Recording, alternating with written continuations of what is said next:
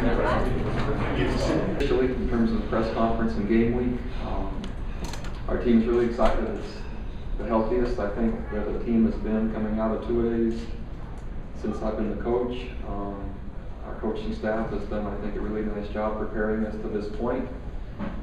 Still some uncertainty as to what we're going to be defending and what we're going to be going against in terms of their defense, as a lot of those questions are, I think, fairly common in the first game. And from our standpoint, we have a lot of returning players. I know from Ole Miss's standpoint, they have a few key players they're replacing in pretty critical spots. And so to really predict the outcome or predict how the game will go, that'll be difficult. So really most of the focus is on just ourselves, our schemes, our execution. And it will put quite a bit of emphasis on game day and then matching up to what we see that we hadn't predicted, or maybe we predicted right and guessed right, and the schemes and things we're prepared for match. Other than that, today's the first day of school for our players, which normally leads to a little bit more difficulty in practice. Players are usually a little bit more distracted and tired. I think we've adjusted our practice structure to reflect that. We got an extra day of work on Saturday to try to take that into account. And other than that, I'm not sure what other issues to address. So I'll answer questions if you have questions regarding things that I haven't talked about yet, if there are any.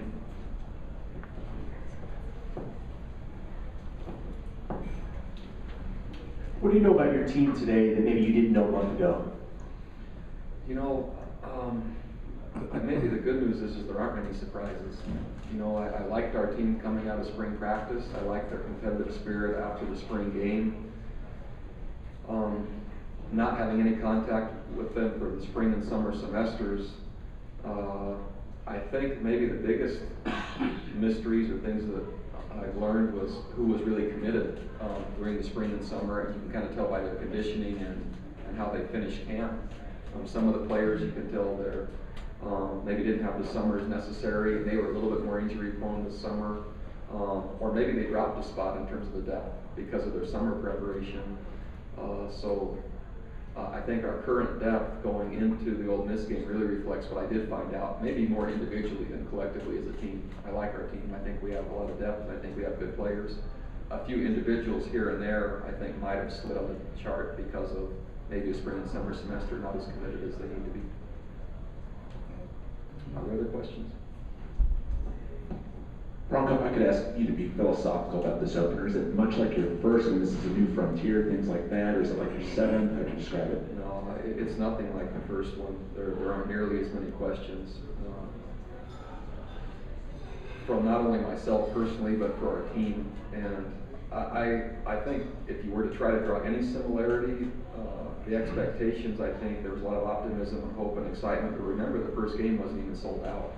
If you now were to talk about the expectations where we are now, much, much higher based on the kind of program that we've had for the past 6 years. So now it's not only is that expected, it's expected to do that and then take another significant jump, which I think we're prepared for, and I'm hopeful we're prepared for, not only personally, but as a team. And so I really don't liken it to the first season at all. I liken it to just the next step after 6 years to improve the program. Other things?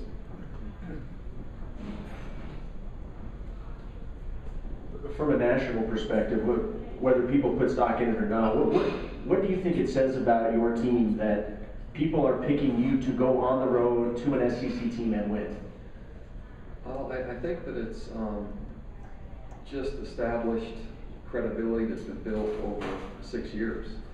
We've won a lot of games over the past 6 years, and we've beaten some good teams. And so when you consider the consistency we have shown, not just 1 year, but over the last 6 years, and when you then consider a returning quarterback and a lot of returning players, I don't think it's anything negative against Ole Miss. I think it's just a compliment based on the credibility earned. And again, predictions don't mean much. We still have to go play and play well, and we think it'll be a very difficult game against a formidable opponent. But I do like that there's confidence in our program, which is what I think it says. Maybe not confidence necessarily in this specific team. I think early season predictions a lot of times reflect confidence in programs, and that's, I think, what I would read into it.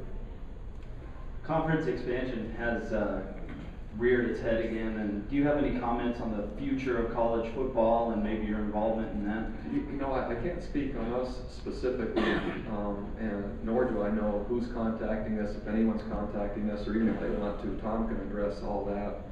But in terms of predictions and the direction, you know, maybe 10 years ago there was an undercurrent kind of when the head coaches were meeting, et cetera, of super conferences, or even within Division I, maybe 40 schools or so kind of moving into another type of echelon, et cetera. And I think with some of the movement that you're seeing and some of the super conferences, so to speak, being combined, I see it moving in that direction.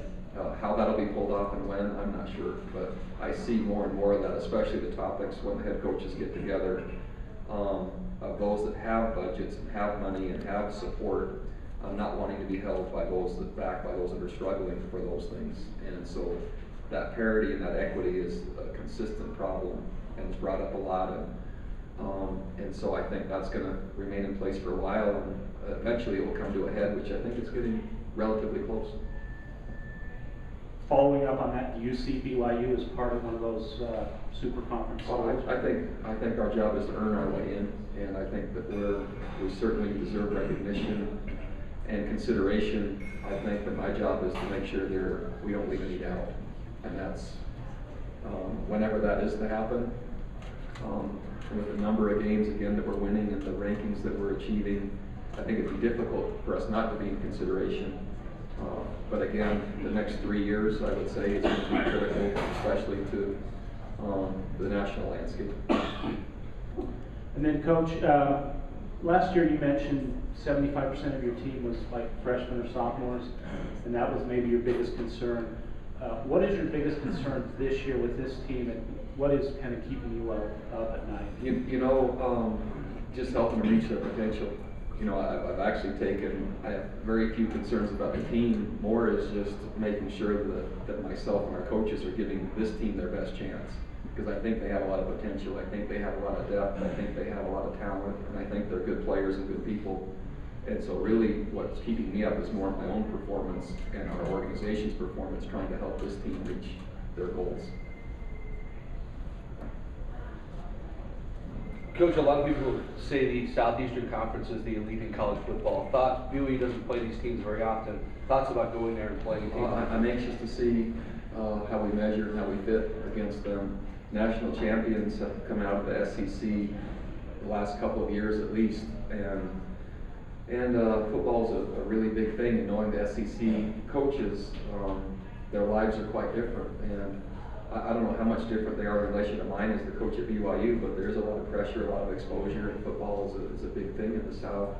They have a lot of talent, they have good coaching, a good tradition at almost every school, and so again, I'm anxious to see and compete against those teams, maybe on a yearly basis, to see where we stack. They have some quarterback questions. Do you approach your defense any differently, knowing they have two guys that are coming in and out? You know, I really don't. Other than I reflect back to last year, and two quarterbacks are hard because it affects the chemistry on your team. And so all I've tried to do is predict what that might do in leading to scheme. That's really how I've addressed the defensive players, not so much as who the quarterback is, but what they might do because of who the quarterback is. And I don't know enough about them to really highlight strengths or weaknesses, so it's mostly what we think they're going to do, and then focusing on ourselves to get our execution as sound as possible. And how do you prepare your team to go down there in that weather conditions? Are you concerned with humidity and what you might face in an afternoon game in Mississippi? Yeah, it's going to be hot, and it's going to be humid, and there's no way to simulate it here. We've done extra conditioning, we've done extra running. We've told them it's going to be hot and humid, and we've been to Florida State. I've coached at Louisiana Tech. Some of our coaches have been elsewhere, and our training staff is ready. But there's a fine line between not making too big a deal of it as well, because they're going to be tired, they're going to be hot, and that's kind of part of football as well.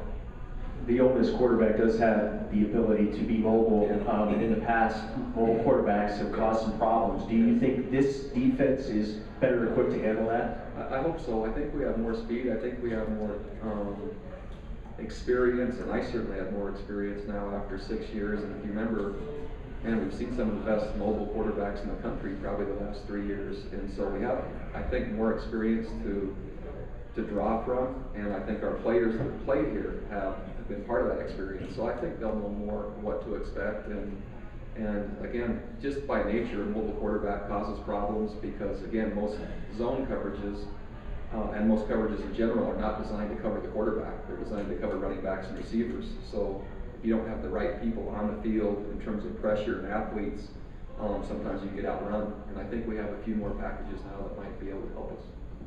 How much input have you had with Coach Doman about how you might use Riley?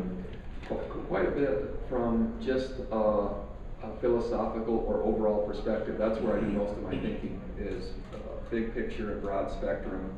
And then after I share that with our coaches, I expect them to get to the specifics of this type of play in this situation, etc. So all I've done is express my expectations to not only our offensive staff, but our special team staff and how it might be used.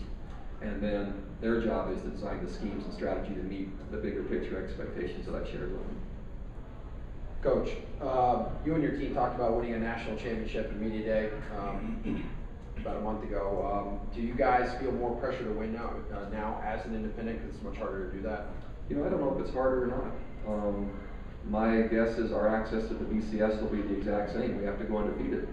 And we'll probably have to do it a number of years. So if you're able to do that, and again, I'm thinking about what my ideal is and what my dream is for the program, is that a national championship, I believe, is possible, knowing that we'll have to go undefeated at least once to get into a BCS game. You'll probably have to win that game, and then you'll probably have to go undefeated again, probably within a relatively short amount of time to get the nod to then have that opportunity. So it's certainly difficult, but I'm not going to say it's not possible. Anything else? All right, thanks a lot.